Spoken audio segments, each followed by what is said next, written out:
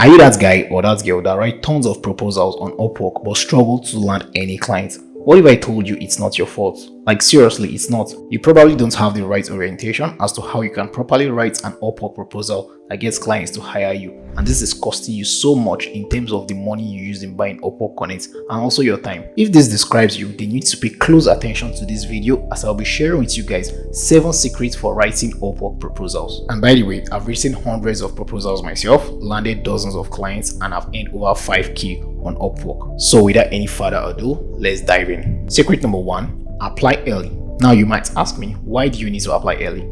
Well, you need to apply early because you want the client to notice you. You want the client to see your proposals. Many of the times you guys send proposals and don't get hired, it's not because your proposal is shit. It's not because you're not good. Maybe your skill set is not good. It's not because of that. Most of the times it's because the client doesn't even see your proposal. Like, they don't see it. So because they don't see it, they definitely can't even hire you. And then you keep wondering, why am I not being hired? It's because they don't see it. And why do they not see it? Because you don't apply early. There's so much competition on Upwork that if a client posts a job now, so many freelancers will apply to that job. And the freelancers that apply late don't actually get hired because the client don't even read their proposal. Once the clients pick up like their phone or their laptop, they just go through like the first few proposals that they see, maybe the proposals they see in the first page of their screen, and they ignore the rest, right? So you need to apply early because you want the clients to see your proposal. The second reason you need to apply early is so you can get feedbacks. If a client view your proposal, Upwork will actually notify you that your proposal has been viewed by these clients. So now if you send a proposal and a client views it and they don't hire you, now you've gotten feedback. Now your feedback is that, okay, now my problem isn't me not applying early. My problem is I'm applying early but I'm not getting the job. Meaning, is it that my proposal is bad, or is it that my skill set isn't good enough? So now you've gotten feedback as compared to when you don't apply early and the client don't see your proposal. So you can't even tell if your proposal is shit. You can't tell if your skill set is shit because the client doesn't even see it. But now the clients, if you apply early and the client sees it, you can get feedback and know if you need to improve in any area of your freelancing, whether you need to improve in the sending proposal aspects like the proposal itself, or you need to improve in your skill sets, right? Secret number 2, avoid generic starting.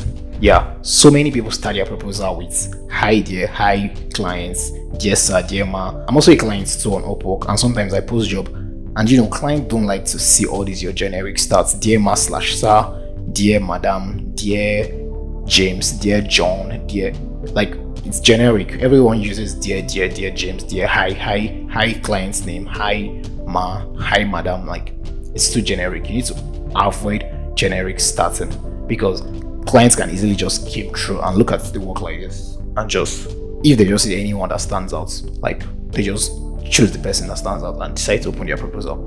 So when you send your proposal, the client sees like the first line, I think the first and the second line first before opening it.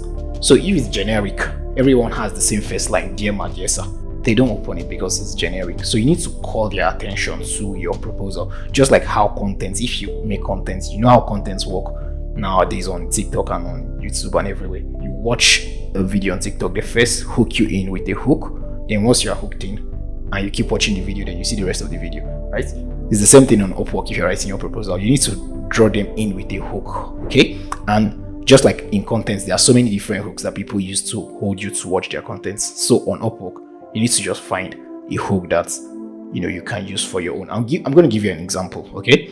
Let's say, for example, I'm a video editor and a client posts a job that I need a YouTube video editor, okay? I can just start my proposal with, let's create amazing YouTube video. That's a hook. That's a very good hook. It's going to like stand out from all the dear ma and dear sir that the client sees on their laptop or their phone, right? So avoid generic starting and use a hook to start, okay? Secret number 3, avoid too long or too short proposals.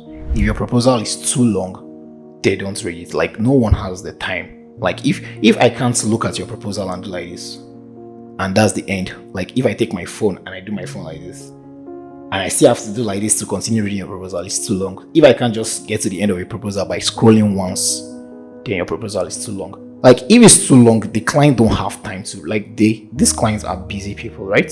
They want to read so many people's proposal. Like, maybe they decide they want to read 10 people's proposal. They don't want to spend more than 1 minute reading one person's proposal. So if your proposal is like so long that they have to keep reading for like maybe 5 minutes, then they don't care. Like they're like, let me check the next person. It's too long. And also if it's too short, they feel like that means you don't even care to like even explain how you can help them. And I'm going to tell you something. This is a tip I'm giving you. This is not part of the secret, but this is just a tip. It's a business tip. Okay, people buy when they feel understood, not when they understand you. So you have to make sure that your proposal tells them that you understand what they want. So you can't just write a 2-line proposal and send, or a 1-line proposal. Hey, hire me. Hey, I'm a good programmer. I'm fit for your job. Hire me. Like, you need to write text to show them that you understand them very well. And once they feel understood, that's when they can actually reply to you and try to hire you. Okay, so guys, before jumping to secret number 4, I just want to say, if you're new to Upwork and you need help with it, or you've earned less than 1k on the platform, then I recommend you guys to check out the Upwork Mastery course, where I'm going to teach you guys how you can go from 0 to your first 1k on Upwork. You can check this out by clicking the first link in the description below. Secret number 4 is to space your work. Now, one mistake I see a lot of people making when they send proposal to me is that they don't space their work. You see someone using just one paragraph to write like 200 words. It's completely awful. It's very hard to skim through. One thing people like doing on Upwork, clients like doing, is to skim through works. They skim through people's proposal. So they just go, they say the first line, you're talking about yourself. The second line, you're talking about the value you can provide for them. The third line, you're talking about your case studies and stuff like that. They just skim through. And if they kind of like enjoy what they're seeing, they might decide to read a little bit more. Okay, but if everything is compact, there is no space, there is no paragraph, it's very hard for them to skim through. You are giving them the only option, which is to read everything word for word in order to understand what you've written. Okay, and they don't have time for this. So what are they going to do? They'll click off. Okay, so you need to learn to space your work if you want clients to actually read your proposal. Secret number 5, say little about yourself and more about how you can help your clients.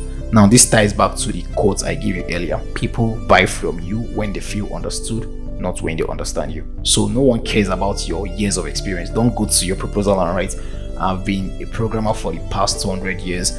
I have worked with Nike. I've worked with Okay, yeah, those are actually, if you've worked with Nike, it's great. You will have to include that because everyone likes to see like that kind of case study. But anyway, you get what I'm trying to say. No one cares about how you started for 200 years ago. You've edited 1 million contents. You've done like, bruh, no one cares. Okay, what they care is, this is what we want you to do. Do you understand? Can you do it? Show us, prove to us you can do it by giving us work examples. That's all. No one cares. No client cares about your years of experience. No client cares about if you like the job. Just go straight to the point. Tell them about tell them how you can help them. Okay, simple and short. The secret number 6 is to attach case studies or work examples. So let's say, for example, you're a graphic designer. Okay, now you applied to someone's work. You applied early. You started with a good hook and everything. You did everything right. From all the things I've said, you've done everything right. But you don't have a case study, you don't have a work example. Let's say, for example, this graphic design job you applied for, the client needs you to design a logo, and you don't have any logo you've done in the past. This makes it really difficult for them to believe that you can actually take their job and do what they want. Okay, like telling them how you can help them it doesn't hold water. Okay, you have to show them that you can help them. Okay, that's the one that holds weight. Show me, don't tell me. You've heard the statement, show me, don't tell me, right? So this is just for them to get a glimpse of your expertise, for them to just have a feel of how their own work will be if they give the job to you. Okay, but if you don't have any case study, you don't have any work example, you only leave them to imagine how their work is going to be, and they don't like that. Like, no one just wants to be thinking, if I give this guy, how will it be? This is how it look. Most of the times they're going to get disappointed. So they don't want that kind of situation. That is why they need you to show them the work example you have, show them case studies, so that they can get a feel of your expertise. Okay, this will actually make you stand out. And if really you're good at your skill set, if they hire you, then this is 50% the reason why they hired you. Okay, it's really important you attach case study or work example. The final secret, which is secret number 7, is to end with a call to action. When you've done everything right, you've started with a good hook, you applied early, you attach your work example and everything, then you need to end with a call to action. Because like when people read your proposal to the end, basically they know what to do next, but you need to nudge them to do that, okay? Not just to read your proposal and be like, okay, hold on, let me check this other person's proposal. Nudge them to write back to you. And there's so many different calls to action you can use to end your proposal. You can end it by asking a question. You can end it by nudging them to write back to you. You can end it by inviting them to jump on a call with you. Okay, let's say you want to ask them about it. You want to end it by asking a question. So let's say the client needs a logo. Let's say you're a graphic designer and the client needs a logo.